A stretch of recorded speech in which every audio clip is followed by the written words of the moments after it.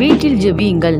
நீங்கள் வசிக்கும் வீட்டில் ஜெபிப்பது உங்கள் வீட்டிற்கு ஆசீர்வாதத்தை கொண்டு வரும். ஜெபிக்கிறவர்களுடைய வீட்டில் தேவ பிரசன்னம் தங்கி இருக்கும். நீதிமானுடைய வீட்டில் ரட்சிப்பின் கெம்பீர சத்தம் உண்டாகும். சங்கீதம் 118:15. அந்த சத்தம் பாடல் சத்தம் மட்டுமின்றி ஜெப சத்தத்தையும் குறிக்கிறது. பலரது வீடுகளில் ஜெபம் இல்லாததால் தரித்திரமும் குழப்பங்களும் கூக்குரலும் ஒழுங்கினங்களும் சாபங்களும் குடிக்கொண்டிருக்கின்றன. ஒரு வீட்டில் வசதிகளும் பொருட்களும் நிரம்பி இருந்தாலும் ஜெபம் இல்லாதிருந்தால் அந்த வீடு வெறுமை நிறைந்த வீடாகவே காணப்படும். ஜெபிக்கிறவர்கள் வீட்டில் ரட்சிப்பின் சத்தமும் ஜெபிக்காதொரு வீட்டில் உலகத்தின் சத்தமும் துணிப்பதுதான் இயல்பு. ஜெபிப்பதற்கு வீட்டை விட சிறந்த இடம் வேற எதுவும் இல்லை. மார்க்குவின் வீட்டில் கூடி ஜெபித்ததால் பேதுரு விடுதலையாகி வந்தார். அப்போஸ்தலர் 12:12. கொர்நேலியு வீடு ஜெபிக்கிற வீடா இருந்ததால் பரிசுத்த ஆவியை பெற்றுக்கொள்ளும் வாய்ப்பு அவர்களை தேடி வந்தது. ஜெபிக்கிற வீடுகள் அற்புதங்களை காணும். ஜெபிக்கிற வீடுகளில் தேவ மகிமை தங்கியிருக்கும். கர்த்தர் உங்களை ஆசீர்வதிப்பாராக. ஆமென்.